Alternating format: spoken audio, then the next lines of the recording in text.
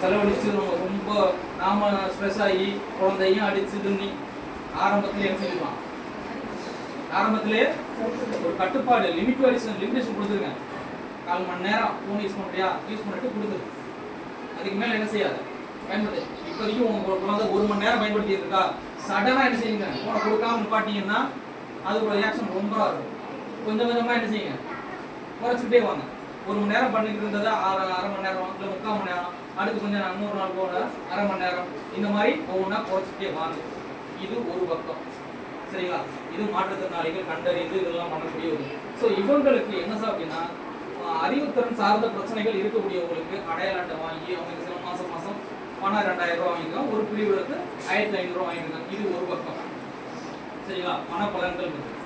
இவங்களுக்கு அதாவது கை கால் குறைபாடு உள்ளவங்க, காதுகள் குறைபாடு உள்ளவங்க, கண் குறைபாடு உள்ளவங்கலாம் இயல்பாகவே நம்ம மாவட்டத்தில் போன கல்வியாண்டில் ஐஐடி தெரியுங்களா, பெற்றோர்கள் ஐஐடி